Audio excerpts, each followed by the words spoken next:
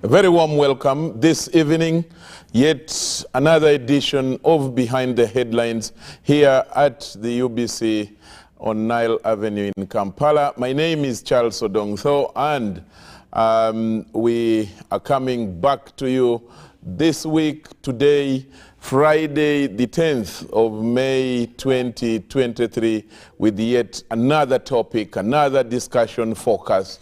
And as always, we always try to bring you discussions on issues that affect you most, issues that are current, that are relevant to our lives, to our pockets, if it's economy, and to our social well-being. Today we are going to be looking at the security situation in Kampala, in Uganda. Many people are not at peace or are scared of, the recent shootings. We have had the shooting, unfortunately, a person who is supposed to be protecting a minister or a VIP and bringing down the VIP. And today there was national service in memory of the late Charles Patrick Okello Machoduogo. He will be buried on Saturday at his country home. But we are asking the question, is this just one of those, accidents? Was it just an accident, or is it because of some growing insecurity? A few days after his shooting, we had another citizen being shot, a person who is practicing kind of journalism. He's a blogger, Isma. He was shot and killed, and it happened to be in the same, around the same area. Was this just an accident? Was it just a coincidence? Or is a place like Chanja, like some people are calling it, the city of murders? We are going to be asking all those questions and trying to get the answers from the experts and analysts who are here with us. From my extreme left, let me start with Honorable David Muhoozi. Is a State Minister of Internal Affairs. I must add, he's also a four-star general, former CDF in the Uganda People's Defense Forces. He's here with us in civilian today. General, it's good to see you in civilian. Thank you, Odongtho. Good evening, viewers. And I was just asking, how does it feel being in, managing people from the other side of civilian life, internal affairs, as opposed to managing the soldiers? We will come to that in the discussion. David is a man of few words, but we are going to be, since he has accepted to come, we will be asking him the questions, and of course he will be answering when we start the discussion. Next to him, on his right, is Mr. Yusuf Sewanyana. He is acting director for ICT in the Uganda Police Force. Mr. Sewanyana, you're most welcome to the show. Thank you, Mr. Cho. Good evening, viewers. Good, and I want to welcome you especially because it is your maiden appearance. At least some of your colleagues here have appeared here before. So you're welcome. Next to Afande Yusuf is Dr. Solomon Asimwe. Asimwe is a security, and he teaches security and peace at Nkumba University. Doctor, you're most welcome to the show. Thank you, Charles. Good evening, viewers. Good to see you here. And finally, we have Honorable Rosemary Nyakikongoro, who is the chairperson of the Defense Committee in the current parliament, the 11th parliament. And you're most welcome. You've been here before, except I was not around on the day, but I watched you, and thanks for coming back to the show. Thank you, Charles, and good evening, viewers. Good. Let me say that if you want to join the discussion from wherever you are, We are streaming live on YouTube, and that's through UBC Television Uganda, UBC Television Uganda. You can also join us via hashtag UBC Behind the Headlines. Hashtag UBC Behind the Headlines, and that's on Twitter. And then if you want to share with us a message or a question via a phone, do it through 0709 602592. I'll repeat that number, 0709 602592. Through those different platforms, you can join the discussion, and you send and share your question or comment. Let me start by, I'm going to start with Honorable David. And I want to start by what the Commander-in-Chief, the President, said this today, this afternoon at Kololo. He said, he was speaking to the UPDF, that the death, the killing of a VIP is an embarrassment to the UPDF. And he said, you cannot cover this up. You must accept full responsibility. This is terrible. And he said, someone who is deployed to guard someone and ends up killing a cadre, like a senior cadre like this, it's unacceptable. It's terrible. The word he used is terrible.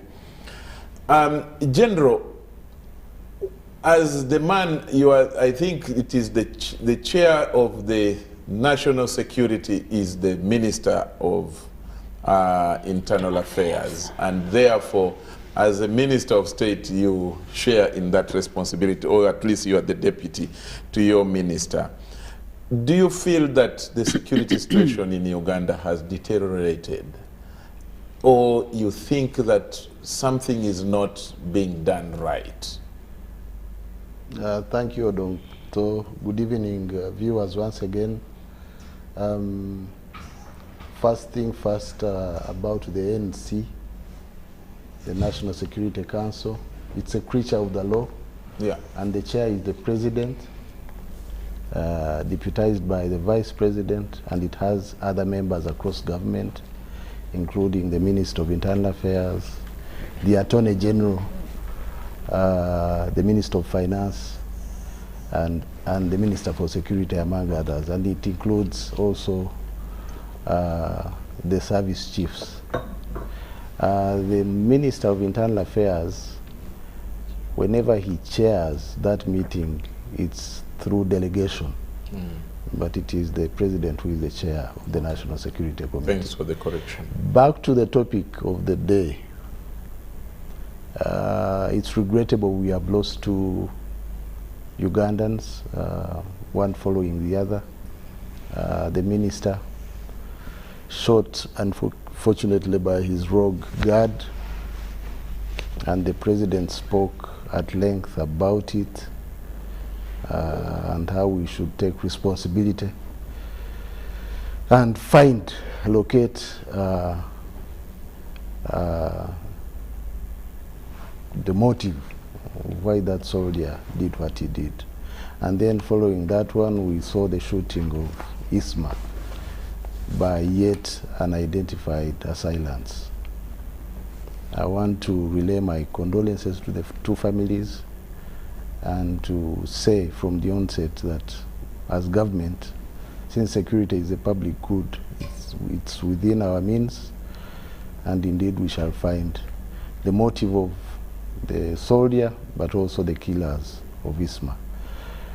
That said, I want to say that in spite of those losses, unfortunate losses, the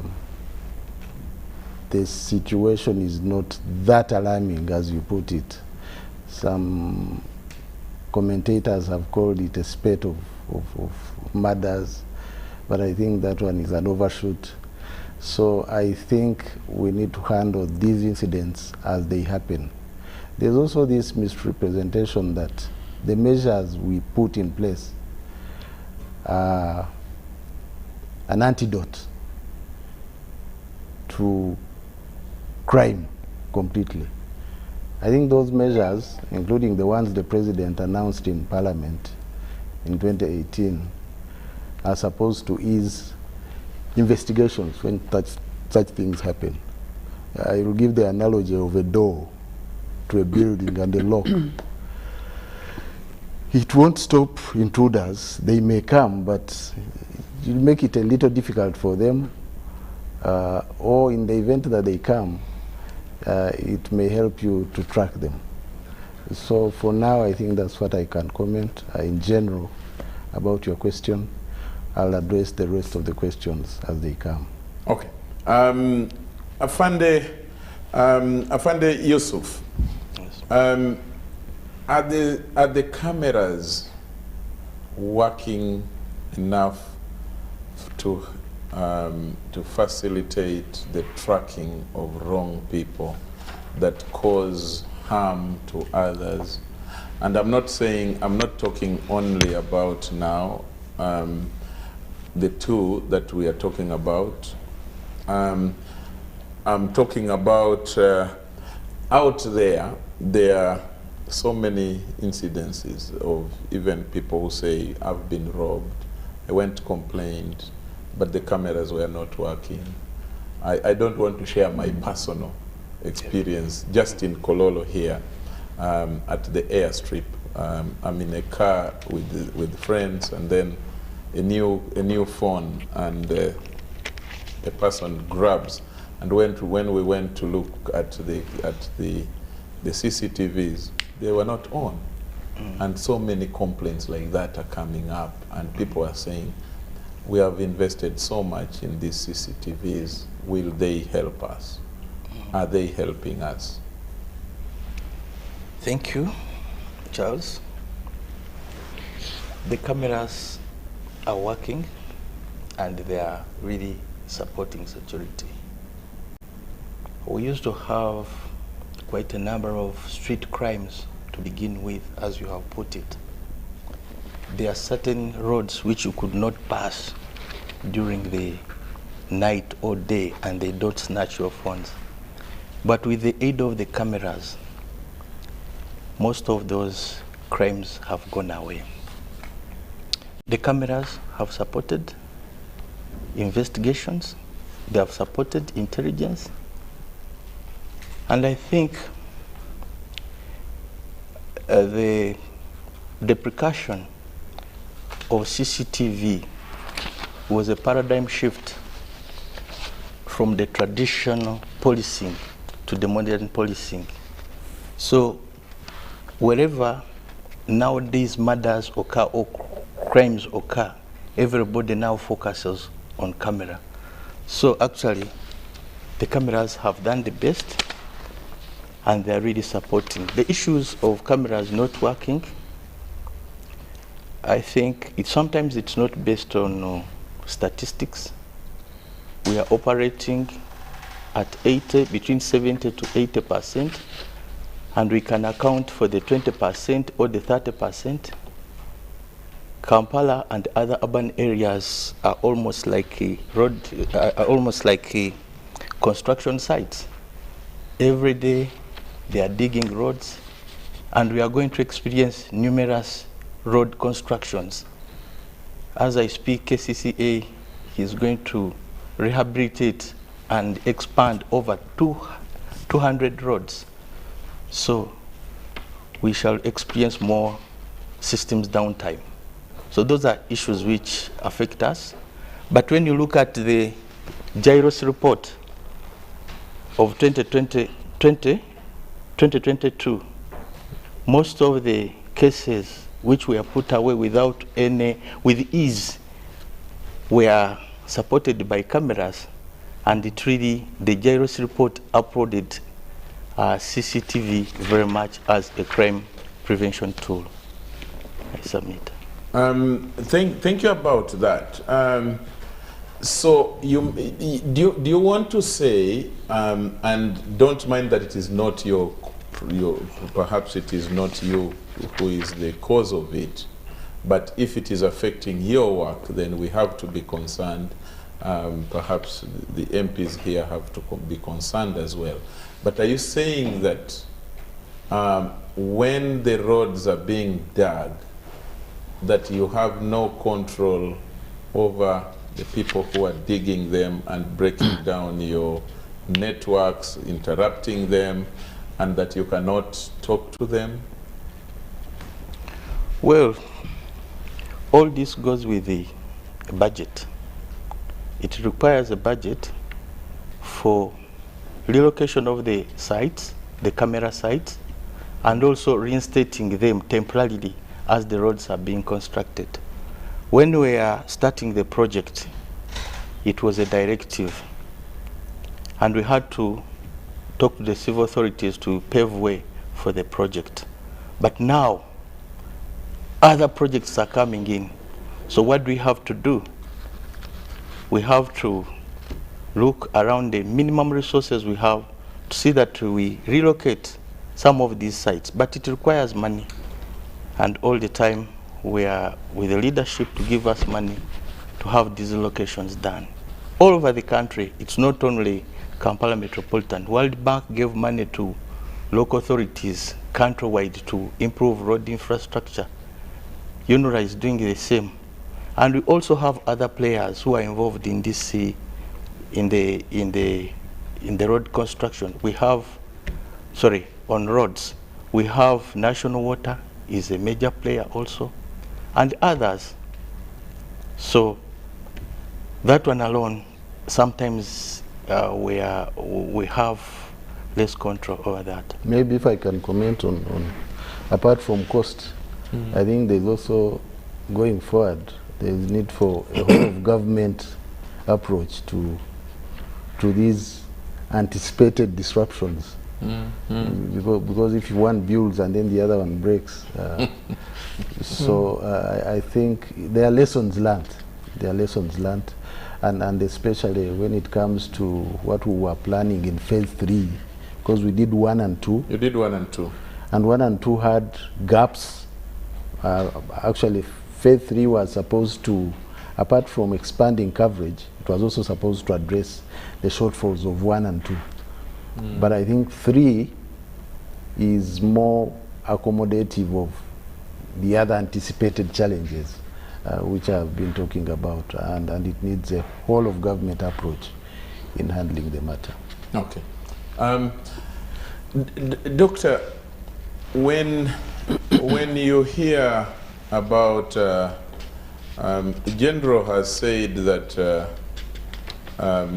there is a bit, I don't quite remember well the exact word he used, but that there is some exaggeration of the incidences, and much as it is regrettable, that's the word he used. But the public, when the public gets scared, and it doesn't matter for the public being especially civilians, ordinary people, one incident can scare them in their vicinity. And you hear then just 1, 2 after that. Then if they refer to past incidences that have not been resolved amicably by investigation, what comes to your mind? How must it be handled? How must we insist to government or even to the managers, like we have General and Afande Yusuf here, to manage the security situation? Yeah, thank you, Charles. I think I will agree with the General that it is not yet so bad the way you put it, as it degenerated. But I would say security has challenges. Yes, it has been challenged. Of course, security is a state of being free from fear, from want. Now, as a national, if I feel I'm not free from danger, from threats, then the dent is on the state, because the state has a responsibility to protect me, to protect the people, their lives and property. So I would think it's up to the government here, the state, to see that they have assured the people that they are secure. But Charles, I wanted to say, when we talk of security, security can't be totally, there's nothing like total security. These challenges can be there, but how does the state respond to them when they occur? That's the challenge. And also to know how many actors are involved. Because when we talk of security, we normally rush to only the general here, the police we are seeing. But there is what we call a security sector in the country. So we should ask the entire question of the security sector of this country. How is it organized? How is it resourced? Who are involved? Because the police and the army and intelligence are just a component that we call the providers of security. But they are also the managers, of course, where the minister now falls. And they are also the overseers. I'm happy we have the member of parliament here. So these should all be asked the questions, why are we insecure? The parliament must also come in to ask, to be asked, do they have enough resources? Are they well trained? Because we expect to have a preferred security provided in a preferred manner that is effective and efficient. So effectiveness is seen in where we don't have those challenges. But once we get those challenges, then we tend to think that there is some problem somewhere. So when you talk about the response, are you satisfied as an expert in teaching security matters? Are you satisfied with the response that we are having currently? Would you say you are satisfied? No, of course I'm not satisfied as a national and also maybe someone who analyzes security. Yes, I tend to agree with what the challenges they are facing. Because when you hear the officer here from police telling you they have cameras, the cameras are interrupted by construction. So this one shows you the lack of coordination in government. True. Yes, even roads and all these issues are part of security. We should have planned them at the time of planning, assessing, state assessment of this country. When did we come out with a security plan, policy? How do we know these things? So if one part of government is doing this, another one is doing the other. So it is affecting the government, the people, the resources, and that's why I'm asking the overseers of government, the parliament. These are questions they should be bringing up. Why are we wasting resources of government in that way? We spend money, we put cameras, then the CCTV comes and destroys them. But as I think the minister said, cameras are not a panacea for really for security. They are just aids to help. To me, I would think what is important is, security is a relational issue. A relation in the sense that, yes, you may have guns, you may have the army, you have the police, but if you lack tip-offs, okay, tip-offs and intelligence, even if you have a gun, and if someone doesn't tip you, then someone is likely to come and attack you, that gun may not help you. So what I'm trying to say is that we need to intensify more on assessment, awareness of the people to know how to report and what to report and where to report. So the tip-offs, the intelligence. To me, I would rather invest more money in intelligence, actually, than even the technical. Yes, they are helping, but given our development, our resource envelope, we may not have enough to put cameras in everywhere, in every corner in this country. But we can afford to build a stronger intelligence network, neighborhood watch, that kind of thing, where they can report easily to these people. Because the cameras, as we have them today, I don't know, maybe the expert can tell us, they are post hoc, they do post-mortem, they are helping in investigations, but they're not helping in to prevent. The best security is prevention. Are they preventing the occurrence of these incidences? No. They're only helping in investigations, and I don't know to what extent they have helped us to investigate, because most of the cases, I don't know whether we have achieved any convictions, but that's another story. Yes. that's interesting. Honorable, doctor is saying we should ask you as well, why are we insecure? Let's start from you as well, your own burden. Are you not, as Parliament, as the appropriator of money and policy decisions that are being made, are they not adequate, or we have some problem that is extra beyond just what we are being told?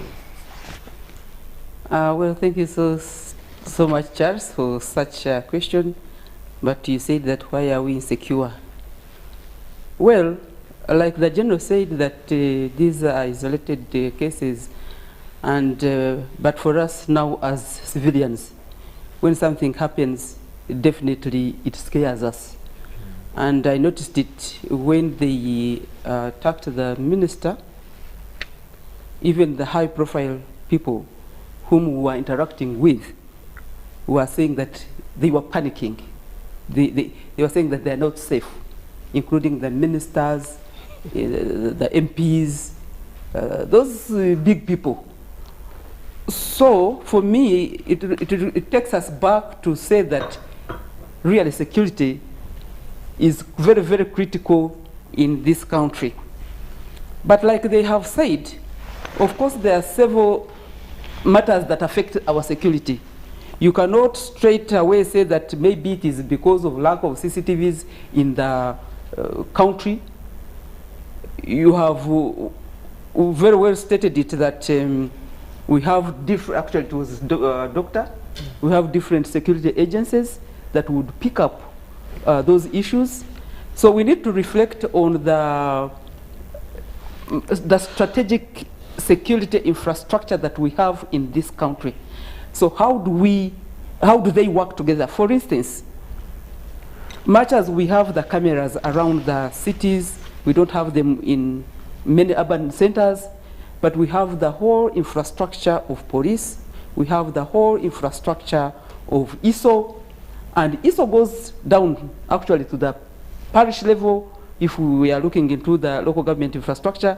And recently, you know, members of my committee were saying that we even have spouse internal security officers in our homes. So meaning that if the system was very, very strategic, actually, it would use that intelligence to isolate those cases, to listen, to find out why are such occurrences happening. Like for instance, you may have been wondering, when you look at the recent you know, death, they're happening in a certain geographical area. Right, you know, Chanja, Chiwatle, you know, Nigeria, what? Have they mapped out, our security officers mapped out the geographical areas where such occurrences are happening? Could they study the trend? Why are such incidents happening in that area? Is it because we have many people, private arms, you know, within the community? And I think this is something that maybe Ministry of Internal Affairs should pick up.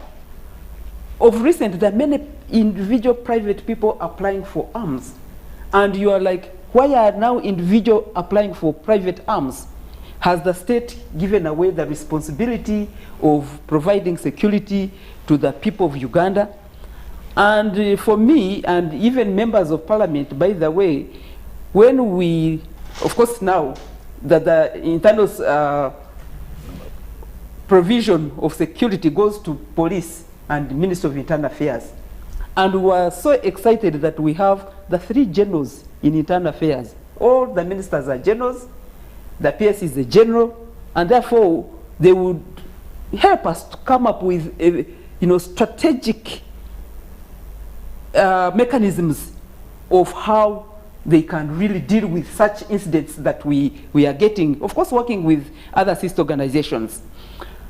But also, like you have said, well, Parliament, of course, budgets within the resource envelope that we have. But now you cannot say that we are going to continue, budgeting for, let's say, the CCTV cameras. They are destroyed. Tomorrow you are budgeting for the same, yet we have other issues to deal with. But also the planning for our cameras. Most of the cameras are like on the highways. Those incidents are not happening on the highways. We need now to look at,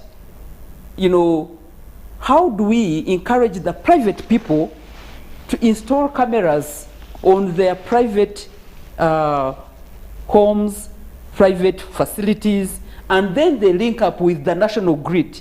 Because even if we don't do that, it means that the cameras that were installed by police are not everywhere, are not in every corner.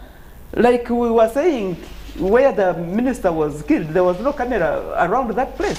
So it makes it difficult even if they wanted to follow the what happened around there.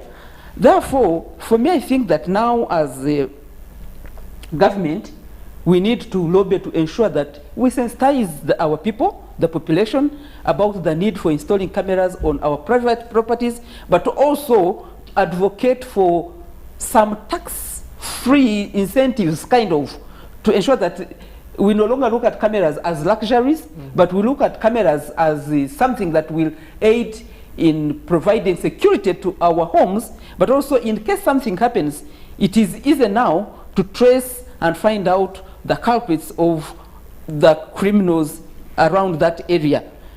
Because like we usually say, it's not easy even for police to maneuver and reach out to where the scenes of crimes are happening. And this has why members of the public are so scared. It takes long to hold the culprits accountable, getting the criminals. And so people keep on investigating, the police are investigating, the results are not coming out, and that's why people are scared and are like, the killers are there, they're in the population. So if you don't arrest those killers, how sure am I that I'm safe the next day, in a week, or in a month? Because we have seen high-profile people who have been really killed, but up to now, we've been waiting for the culprits of who killed those people. So, to say that our investigations are actually taking long, that's why the population is scared.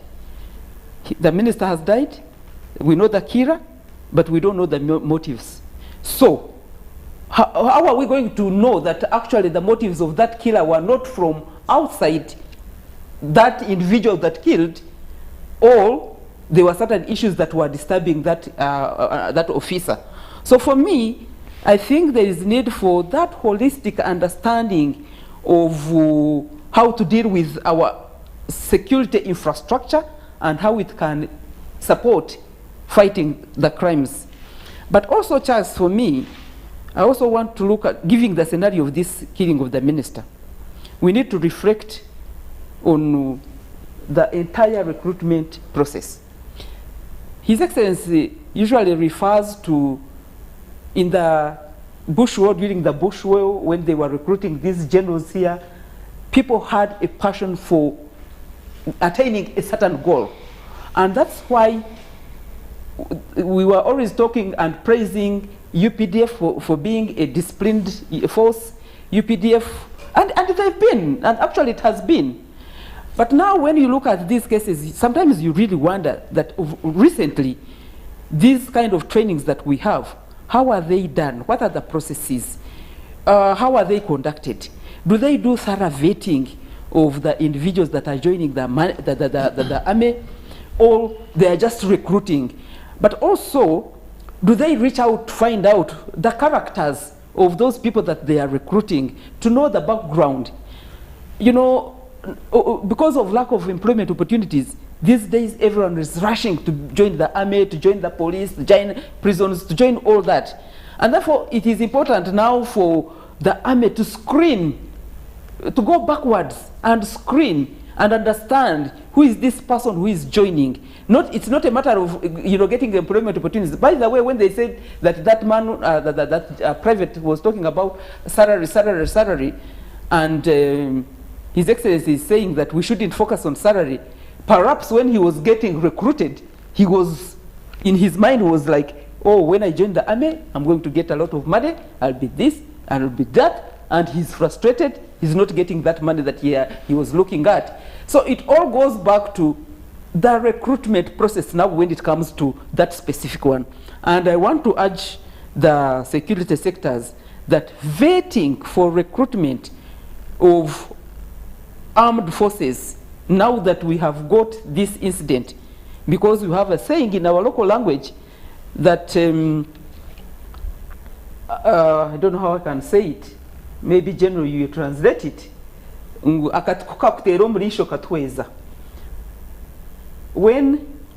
the stick does what, General? When you get a clog in the eye. Yes. It like opens. It opens your sight. You see? So now that this private has done that, we need now to go back to the drawing board. What type of people are we recruiting in the army, in the police, and in prisons? So that we have the characters that are well, vetted, sieved, they understood right from LOC1, not these failures who have failed in life, and therefore they say that let's just join the army. And of course, this is coupled with other things as we shall continue talking about, because this incident has made us, think through so many things. People are saying salaries. Well, even if salaries may not be adequate, but we need to look at the total welfare of these armed people. For me, I fear armed people. When they're angry, anything can happen. And so we need to look at the total welfare of the armed forces. We may not necessarily look at, of course, salaries, much as we are not focusing that the resource envelope is small, but we have to look at it. If a private is paid, he knows. Those LODPs that were incorporated, they are still paid little money, 200,000. That 200,000 sometimes is pocket change for Charles here. Yes, and so we shouldn't shy away from talking about it, much as we don't have enough resource envelope. This is something that we should think about in future.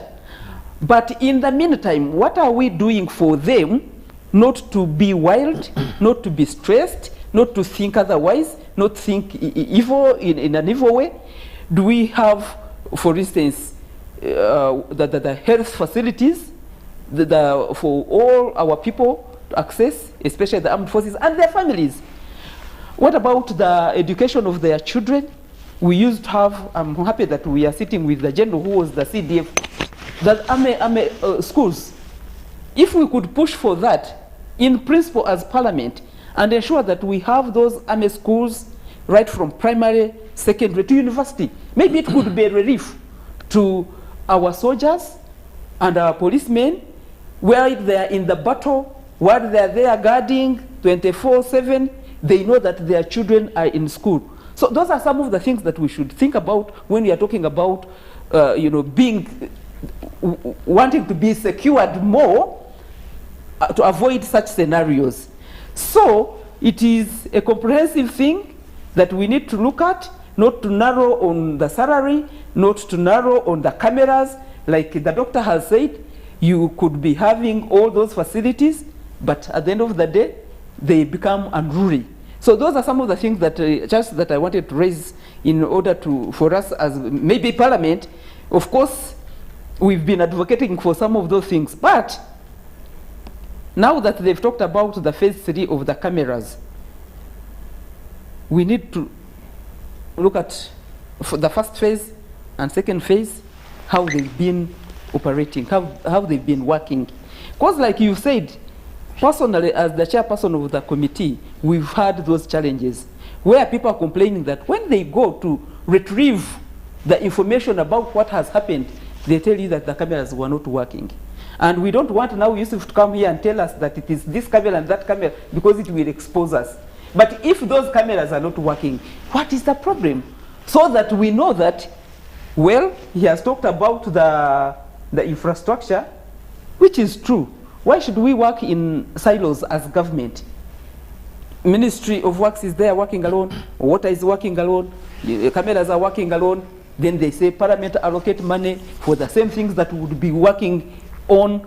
We don't even provide, you know, what we call it, spaces for infrastructure development for future. We don't plan for that. But we want to keep on, you know, spending and spending, yet we keep on crying of limited resource envelope in this country. So for me, I believe that there are even those cameras that are set there and are not working. So what is the problem?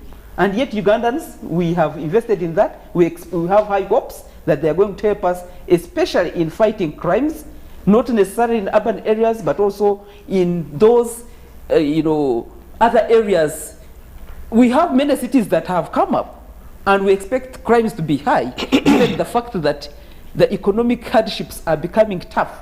So, what are we going to do as a country, especially the security gurus that are here with us? We need to assure Ugandans that, well, much as there's this, we are ready, we are doing this and doing that. So, we are scared.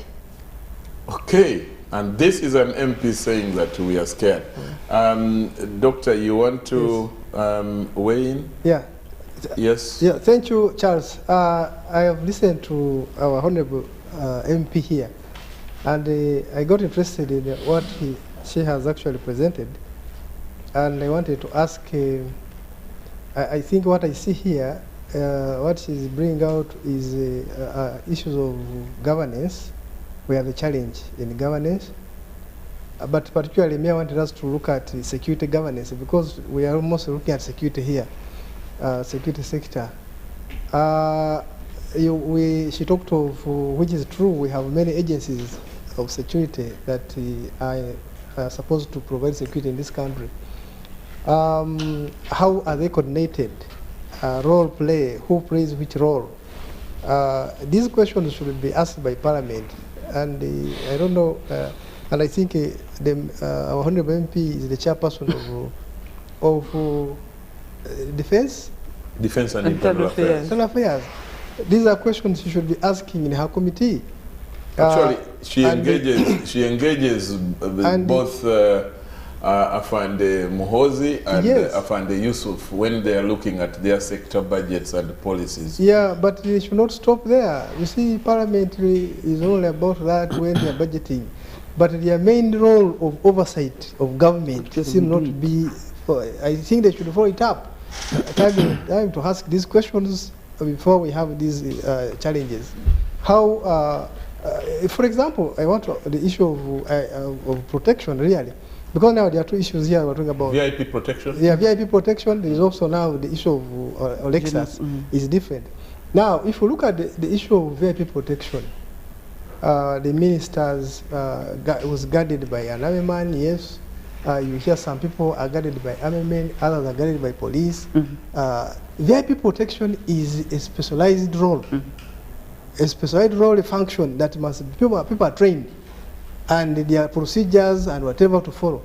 I don't know whether these guards from the military are trained for VIP protection, and who supervises them, where do they belong.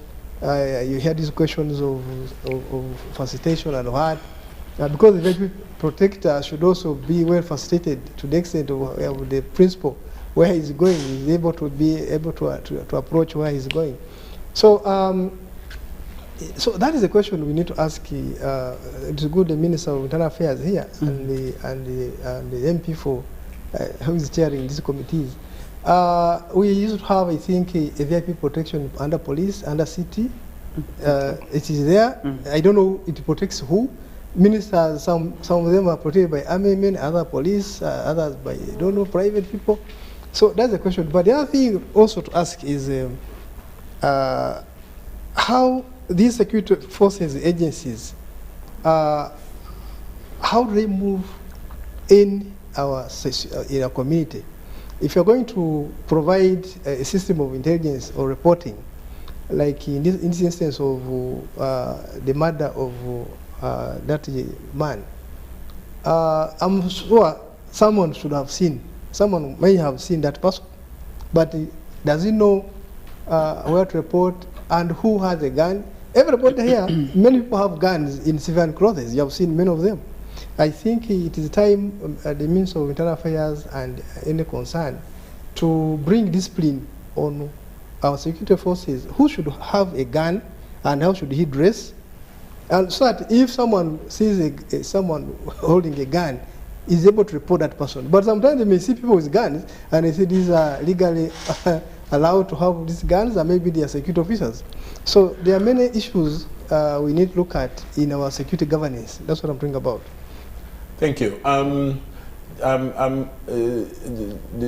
Sewanyana, you wanted to raise something, or I first bring in General, because there are a number of issues, General, that have been raised. The issue of arms proliferation that your colleagues here are talking about, private arms, then of course guarding generally. I know there are questions of public safety, but also VIP safety. I need you to give us perhaps a download of how some of these challenges are presenting themselves and what you are doing about them, especially in light of now the challenge that is coming up in as expressed by these two deaths that have just happened last week. What is the challenge? You know, arms in private hands. How are you handling them? Are you doing enough? Check to ensure that people, especially when the experts from the health sector are saying that you know, there is a big number of us who may be moving but with the mental cases. How do you test these people before they are even, many of our people who go and seek for private arms? Charles, maybe he could do, he raised a very, very pertinent issue, especially on the VVP. Because sometimes you find that some very important persons are being guarded by police, others by SFC, others by military something, others by ISO operatives. You know, it's Katogo. So whose responsibility would really be in terms of mainstreaming, but also managing coordination, if there are mechanisms of communication, whom do they report to? So those are some of the things that we need maybe clarification on. And it is coming at the right time, really, when some of the things should be mainstreamed. Okay, General, go for it. You have a lot on your plate. Yes, I'll first respond to the Honorable Grace's issue of quality of the people we take in. And I want to have recourse to the President's speech today when he was reproaching us for a soldier turning on the person he's supposed to guard. I think he was speaking to our doctrine, because some people are trying to reduce it to pay. And he was saying, no, but I remember back in the day, it was service above self, and pay came very late in time. I remember when we first got paid was in 1987. But also, these disciplined services are about suppressing your otherwise anarchic impulses, and that's why you are called disciplined. When you bear arms, you must be disciplined, and that discipline is imposed on you through training. So he's in essence saying there is no excuse whatsoever for somebody who is well trained to turn his gun on his master, and whatever happened must be located outside of what has been talked as if the blame was on not being paid, or on the minister who had been with the soldier for just 1 month, according to the record. So he's saying that, in effect, it's inexcusable and we must find answers. So too are answers to, of course, Isma's death. And that brings me to this conversation of today. I think it's a very important conversation with the right people. Honorable Grace there is our chair. She's the one who oversees us. She's the one who appropriates the money we use, the resources. The professor, Honorable Rosemary. The professor is a commentator on these issues, is an expert. And this brings me on the outcome we desire from this conversation. What are the ends we seek collectively as a country? I think everyone desires to live in a peaceful environment, in a secure environment. How do we achieve it? And that is what the president spoke to in his 11 measures. The cameras, the fingerprinting of guns, the vehicle tracking system, which is yet to come, prohibition of hooded motorcycle riders, etc., etc. And then the means. How do we achieve this in a context of competing needs? That's why you are speaking also to prioritization in his speech today. That yes, we may want ABCD, but we need to have a look on what we need to do now and what comes next. So when I hear my colleagues on the panel, I think the question boils down to what tools, in light of what has happened, are required, the right mix of tools are required to answer our challenge. I think we need people. Yeah. People in good quantities, people of quality.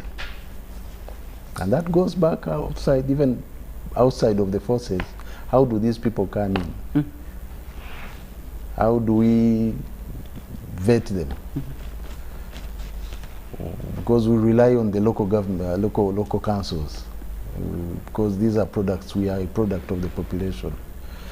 In effect, what you see in the forces is a mirror of what you see in society. Having got them in, how do you shape them through training to conform to the calling of being a soldier, to the calling of being a police officer? What knowledge or skill sets are you imparting in them? Some of these things are technical. Investigations are technical. Apart from having the equipment, you need people who are well trained. Then equipment, then technology, then information. The professor talked about information. Information-led operations. And this takes time and resources. That's where we need the Honorable Nyachikongoro to get us money to do what we need to do.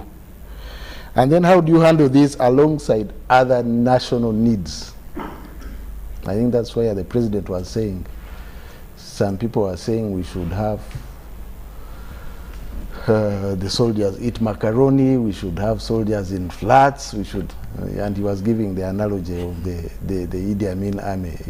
One time he said, the first time he saw these sardines who was on the front line when they first, I think they had an encounter with Amin soldiers, and when they ran away they found tins of sardines. It's not that they are not important, but are they the things to start with? If you can eat portion beans, if you can dress reasonably, decently, if you can have a gun, the tools of trade, can't you do your job? And then the other things, if you can get treatment, that's what you are saying. Actually, we've been treating in the UPDF, if I can speak for the UPDF, we've been treating both civilians and the military. Education, that education, the schools of the military.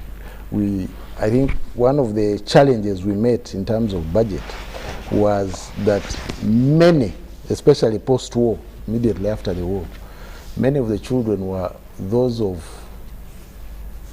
not of the soldiers, many were of those displaced people.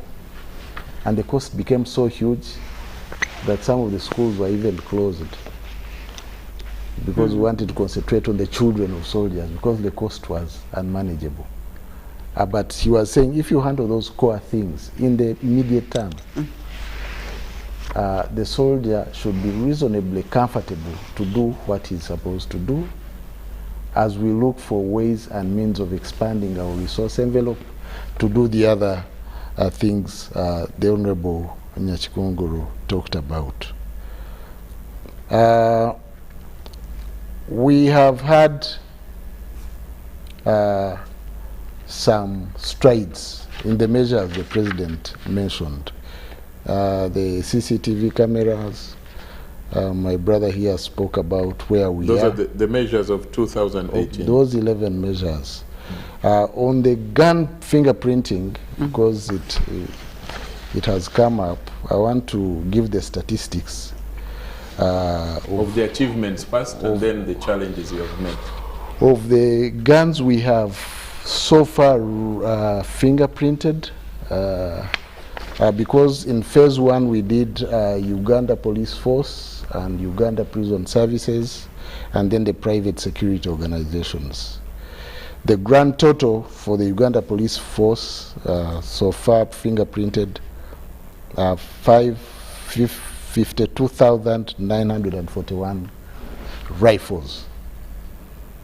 52,000? Yes, 52,941. And in percentage terms, that is 84.0%. For the Uganda Prison Service, we've fingerprinted 2,959. In percentage terms, 99%. Only 2 guns of prisons haven't been fingerprinted. Private security organizations, we have fingerprinted 17,953 rifles. And that accounts for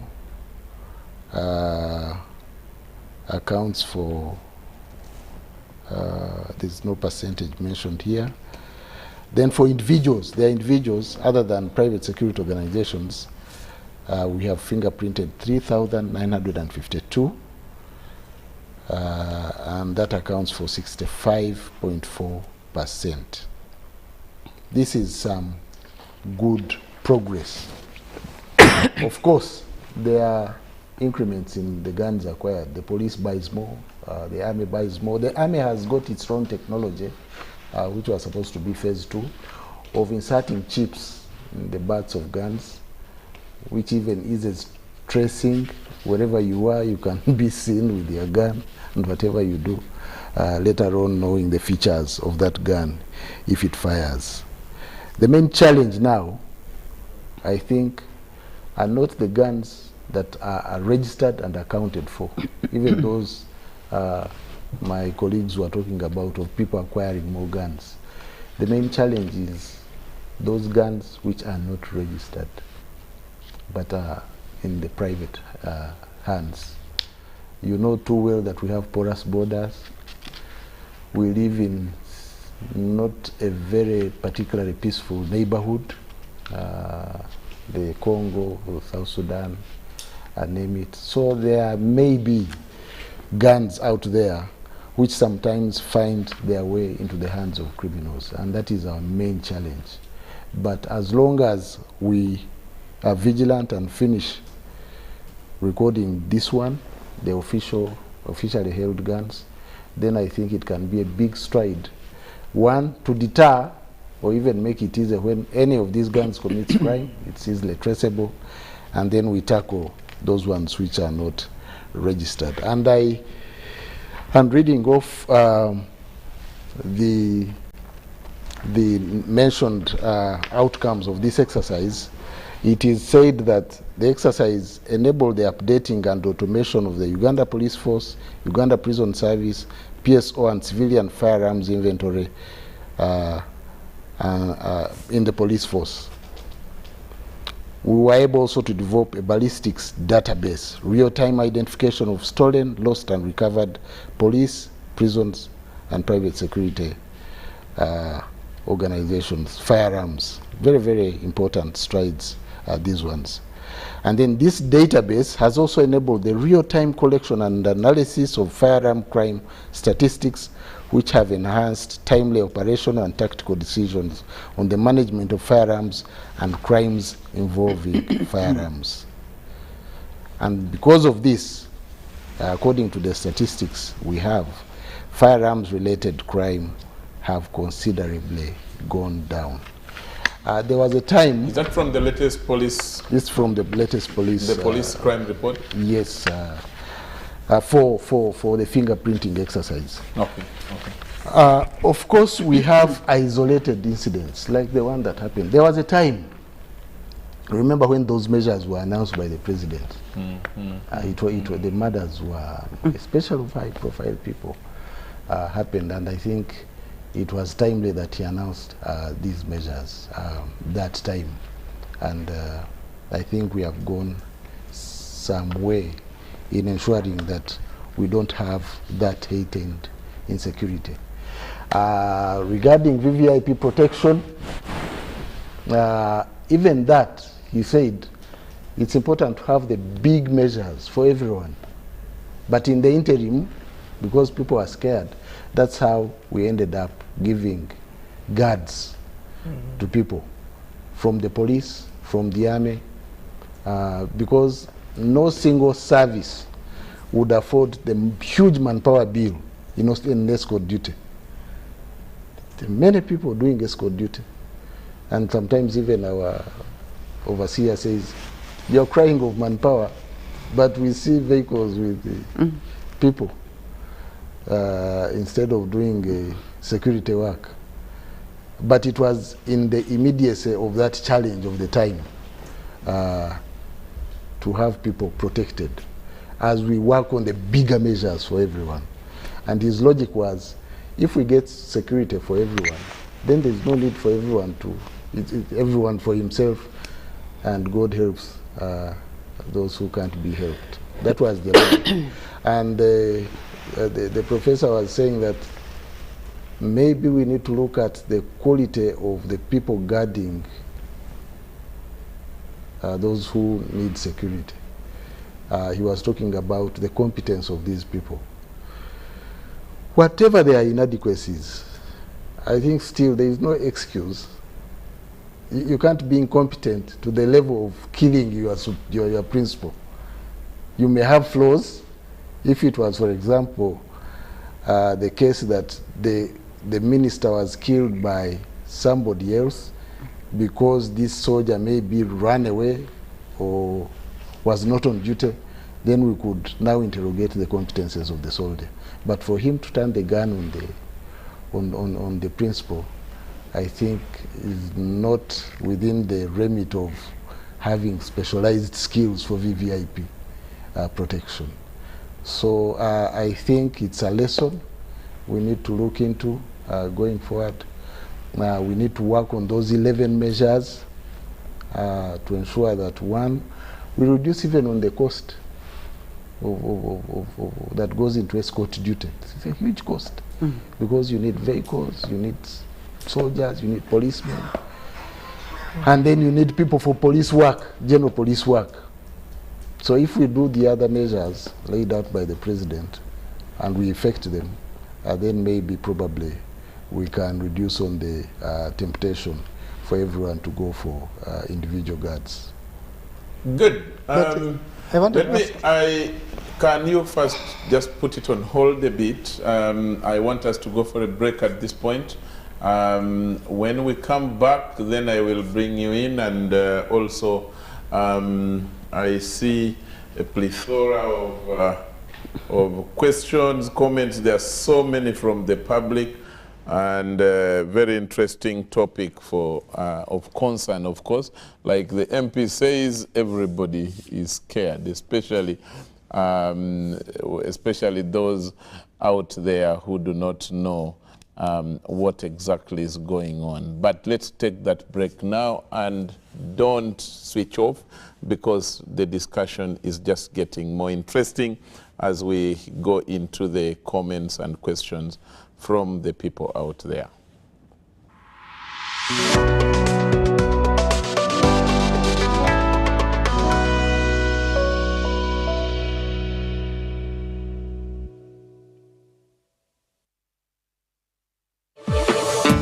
With freedom. Get MTN Freedom Voice Bundles that don't expire. Dial *100 *21 hash or my MTN app for more bundles. Together, we're unstoppable. Do you know your architect? Is your architect registered? An architect in Uganda is one registered with the Architects Registration Board, ARB. ARB is a statutory body mandated to regulate and maintain standards and practice of architecture in Uganda. Save money and life that is often lost in collapsing buildings as a result of employing quacks to supervise your construction sites. Remember, only registered architects have professional indemnity in the event of loss of your property. To learn more about the benefits of using a registered architect, visit www.arbuganda.go.ug now. Or call us on 0781 498 823 or find us at PKF Building, Kira Road, Kampala. ARB is here to ensure professionalism in the architectural industry. This is a quick call. I'm almost ready in minutes. Why rush through such important conversations? Airtel Uganda has made it possible for you to call across all networks in Uganda at the best rates with the new Bona voice bundles. Stay connected anytime, anywhere, with minutes valid for calls on all networks. Dial *100 *1 hash. Select voice bundles and select Bona voice bundles today. Airtel, the smartphone network. This isn't just a girl. She is the future. This is a teacher, a doctor, a community leader, our future president. She is our family's pride, and as her father, I will protect her from child marriage and talk to her about the dangers of teenage pregnancy. We each have a role to play in empowering our teenage girls to protect them from child marriage and pregnancy, because when we empower them, we empower our nation. Protect the girl, save the nation. Take action. Report any case of defilement or child marriage to the police or call Sauti 116.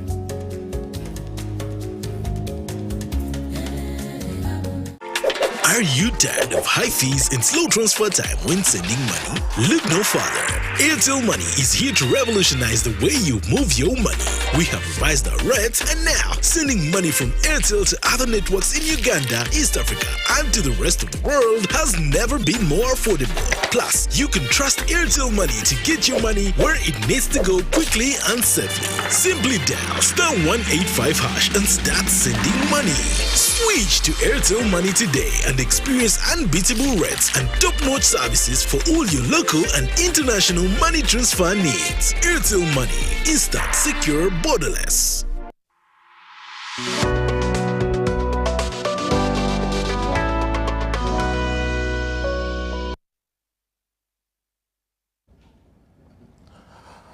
Welcome back from the break. This is Behind the Headlines, and we are discussing the topic, the current state of security in the country, and we have the Honorable Minister of State for Internal Affairs, General David Muhoozi. We have Honorable Rosemary Nyakikongoro, Chairperson of the Defense and Internal Affairs Committee of Parliament.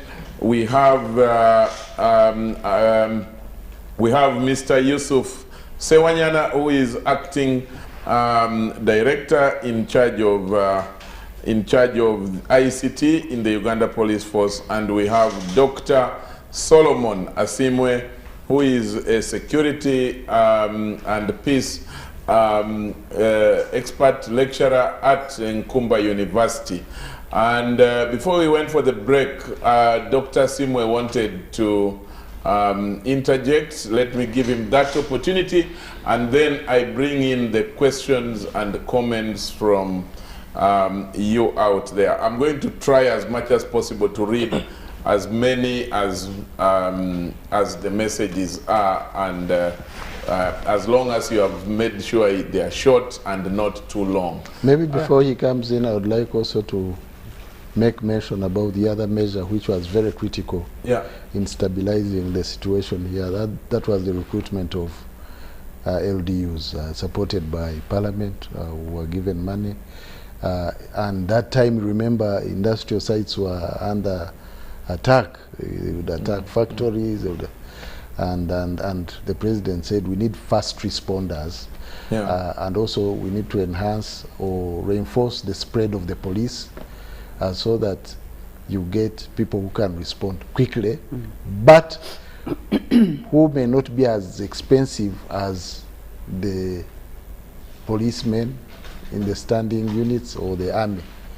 They are home in their villages, you pay them a small token, but they are quick enough to respond.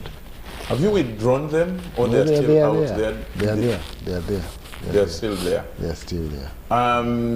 But Still there. you have brought in more question. Did you withdraw their guns, even if they are still out there? No, they are there. They are under command. They are under command. They are under command. But General, when during COVID they were deployed. They are under command. And now, around this time, there is not a lot of deployment for them, and we know the economic times are hard.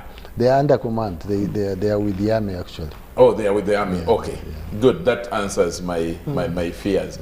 Yes, Doctor. Thank you, Charles. I want to thank the Minister for those measures here. But I wanted to, maybe for him to help us, I think he didn't answer this issue. You know, the good measures you took in accounting for the state guns by finger taking, they seem to be underwritten by the way the security officers are handling themselves. In operations I've seen of late and in the past, people going to arrest people with the guns in civilian clothes, in civilian vehicles, moving all over around. Even when you go in a village, there you find someone with a gun, he's walking. So how do people know? They tell the difference that this is a good guy, this is a wrong guy. Even if the guns have been accounted for, but as you have said, we have porous borders, there's a small arm infiltration coming in this country. Guns can come in here. But how will you tell, how to tell you that we have seen someone who may be a wrong person with a gun? When our own security officials are moving around, sometimes they say they are police officers. You can't identify them. You can't identify them. Some even in slippers from the pictures we have seen. Yes, it's a very big problem, Minister. Very unusual as far as the disciplined forces, so, whether it is the police or the army that we know. So even if there is the information intelligence gathered by people, it may be hard for people to tell. I think you need to find out how to handle that. The second issue is on yes, that the guard. To me, I think there was also something you need to look at, administrative structures within the system. Is it counter? Is it what? Because we have read that that official was rejected by one principal because of ABC. Second one rejected him. Discipline. There's a discipline issue. How come that discipline issue was not able to be detected and stopped before they hand him over to a third person and he has killed this third person? Actually, the family can actually sue for having been given a person who was known that.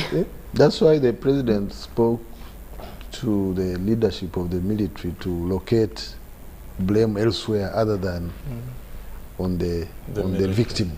On the victim. Charles, maybe if I can also add on that one now. But we don't want to be speculative. I think they'll find not basing on this scenario that we are talking about, but generally we've had incidents, especially within your sector, the police, where they have an indiscipline issue here. The CID, he's removed from Kawempe to only transfer. They do transfers from Kawempe to Shema, from Shema to Chenjo. The same person, they are pointing out that the person is indisciplined, So how do you deal with such, issues of indiscipline? We need to admittedly address the sanctions regime in the police force. Unlike the military, where you can use both administrative and other penal measures using the service courts. In the police, it's not that way. They are a little bit soft. They have that professional standards. I have my friend here, he can. They behave more like civil servants, and it's very hard to deal with them. So I think that. But they are still under you, General. Exactly. And that's what I'm saying. We need to. You cannot say, General. You cannot say they behave because now they are yours. I'm giving you my honest observation. Yeah. I think it's an area we need to look at. Exactly. Okay. We are not angels in the military, but the fear of sanctions. You know that if I do this, the consequences are these. Not so in the police, and I think we need to look at it more keenly, to introduce measures that can also be a deterrent to those who want to offend and breach the code of service discipline. Yes, Mr. Sewanyana, you want to talk? You want to add on to that? No, not really that one. That one the minister has talked about. Yes. That's a good one. Yeah, but yes. Basically, to talk about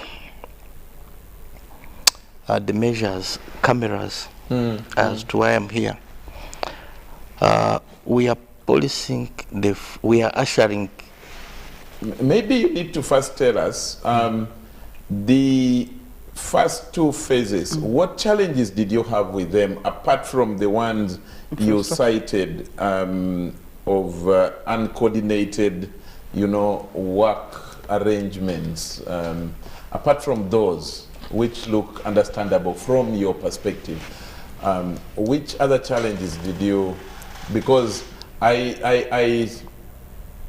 heard yesterday during the eulogy of the minister, the foreign minister, the speaker, I think, mentioned and said, when if you're coming for more money for the third phase, you first have to account for the first and second, something like that.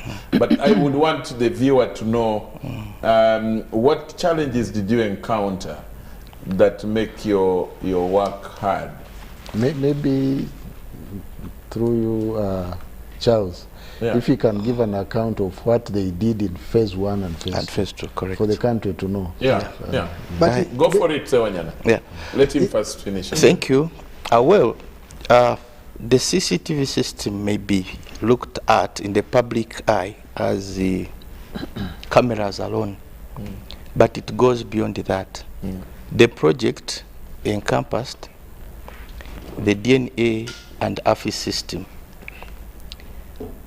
We were able to digitize most of our police stations.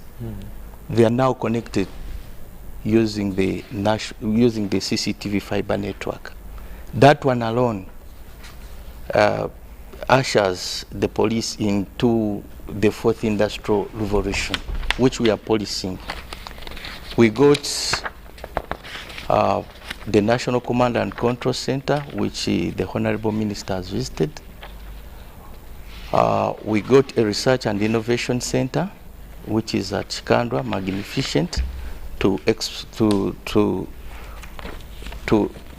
fasten research in the police as far as ICT is concerned.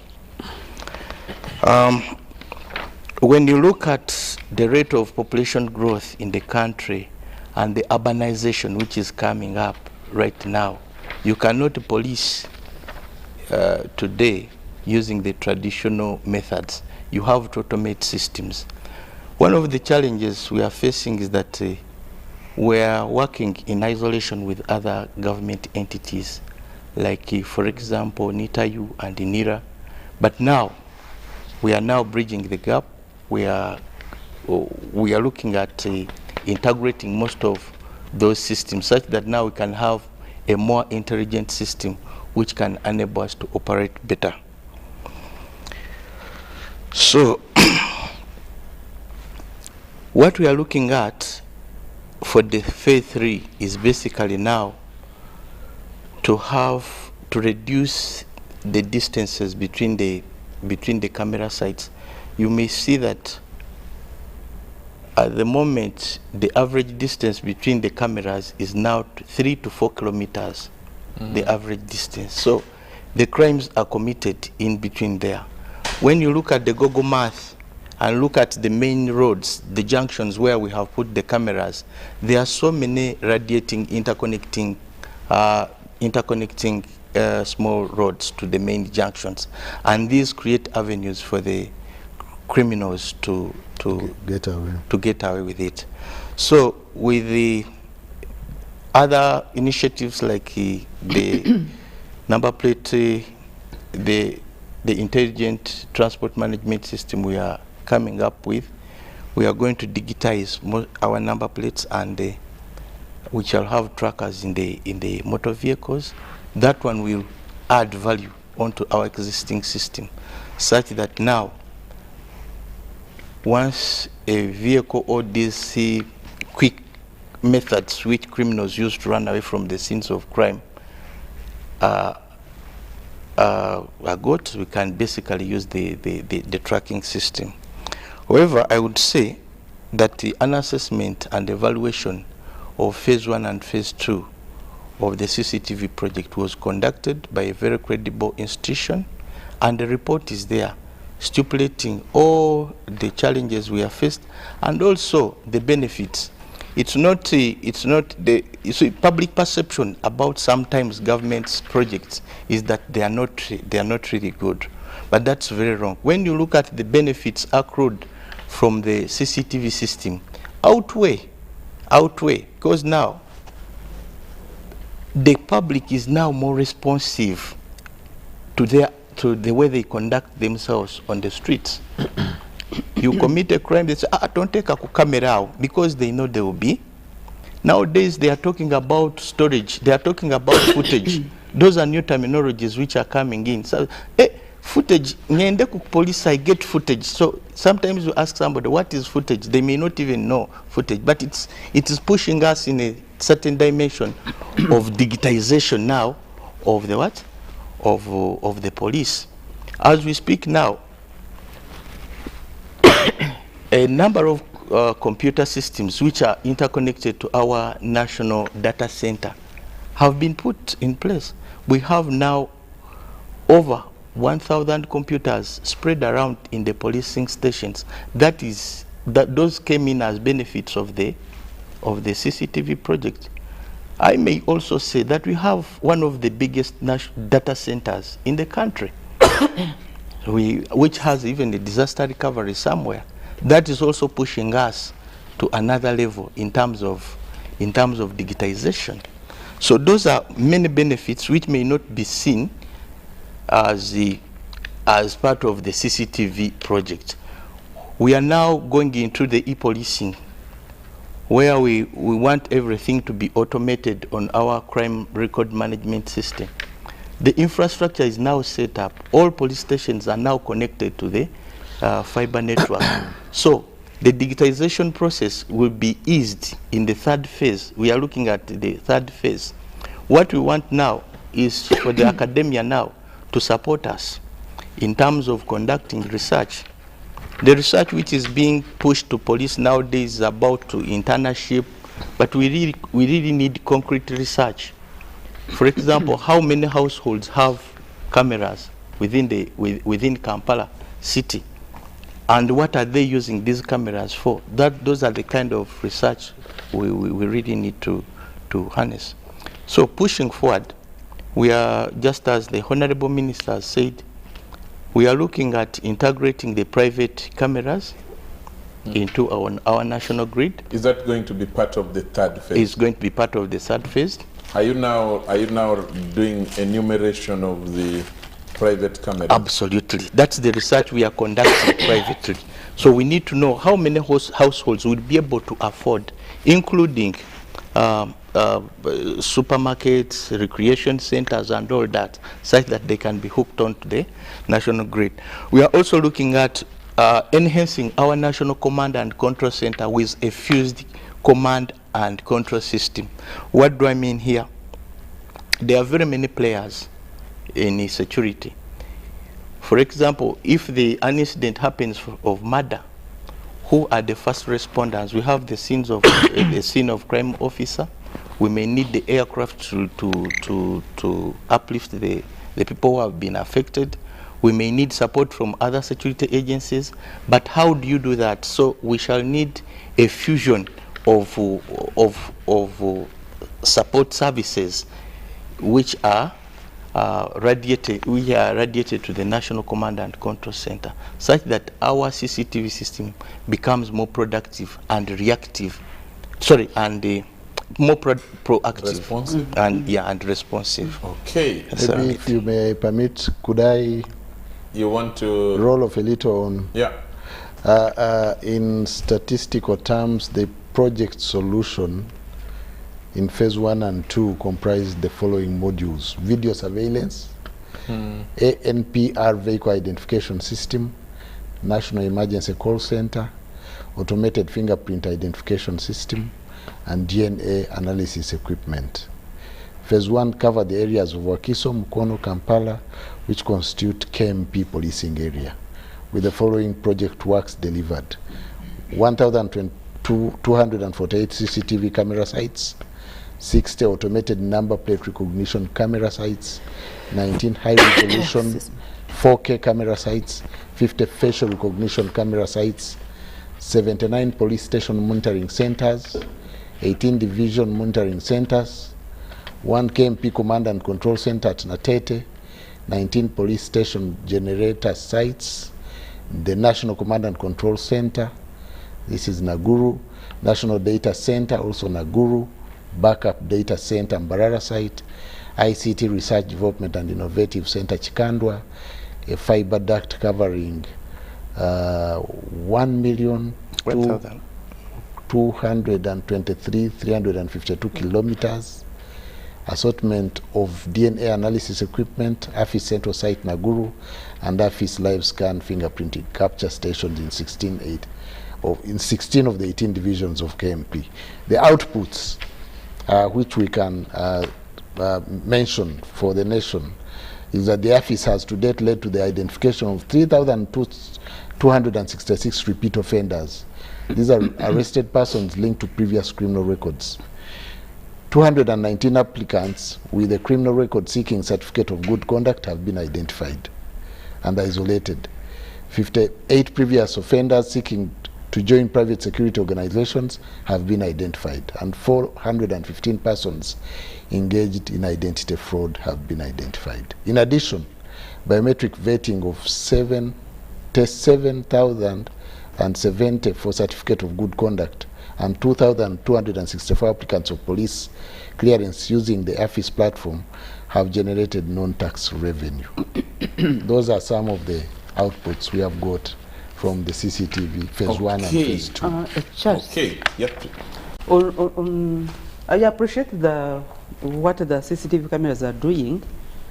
However, for us as a committee also, we've been advocating for beefing up those CCTV cameras with the radios and the patrol vehicles, such that when something happens and the CCTV cameras have identified, they communicate to the police patrol vehicles, and maybe they rush to the crime of scene as immediately. Part of the early responders. Exactly. That was one of the 11 measures of the president, the 999 system, response, quick reaction. Exactly. Yeah. Okay. I hope Sewanyana is aware of that need, that request. I'm sure that by the time you go to Parliament to present some of these issues, of course your minister will be there with you, and the lady chairperson is here. And maybe the last one is the honourable member's plea that private cameras to compensate for the coverage where the national system doesn't reach. That's an issue of cross-government, a whole of government approach, but also urban planning. So that some of the key infrastructure, if you are putting up a school, you must have firefighting equipment, you must also desirably have a camera. If you are putting up a factory, if you are putting up a so hotel, that becomes a policy issue. And then the incentives for to make it cheaper for the private homes. Certainly that would be a very welcome move. Okay. I hope people will not, private people will not say, will not start asking, how much will you peep into my house when I am giving you the feeds of my camera from my... But that will be discussed. Let me take some questions and comments. Just a moment, Doc. Bagonza from Hoima District says, thanks a lot for this program. For us in the villages, what plan do you have for us? Because they say the cameras are only operated on tarmac, which we in the villages do not have. That's what Bagonza is saying. This one does not tell us their name, but says Uganda Police and Army could be facing a big digital divide between the recruiter and the needed services in the security area. Assessment of challenges and impact on the digitization on security system needs to be retooled. And also human resource of some of the human resource, some of the human resource in the police could be, he says BBC. I think he born means before computers. This person is called, another person is called Agaba Kasente Edison from Seguku Entebbe Road, opposite Fresh. I would like to thank you for bringing Honorable Muhozi into the studio. They should work upon their security studies when it comes to the matter of the gun holders, because most of them are overpowering their leaders to the extent that they can no longer find what is in the mind of the public. We are scared, just like the MP has said. And then Mr. Mpaire Edgar Kashaka from Kashari Mbarara City says, protocol observed. This person thinks he's making a speech. He says, protocol observed, I salute all of you. My concern is that I haven't seen someone being charged and punished accordingly for the increasing murder cases. Is our intelligence still okay?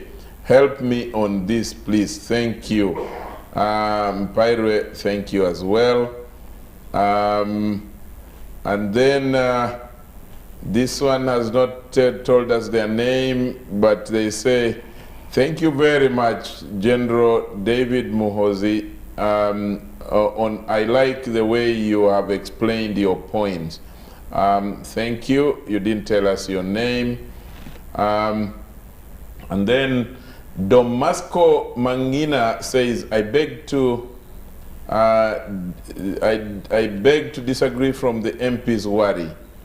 What happened between the soldier and the colonel violates the UPDF Code of Conduct under Section 3. The UPDF has a team which scrutinizes those who want to join, and all such kind of medical exercise is done thoroughly. However, Sabiti knew the legal implications, which could be why he took himself away. Thank you.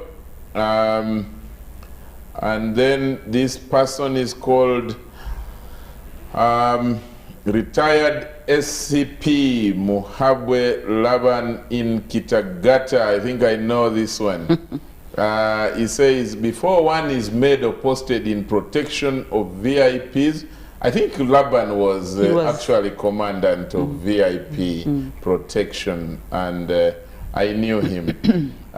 He says, before one is posted or made to protect VIPs, they should get training in personnel and facility security protection course and tested psychologically by provoking them advertently.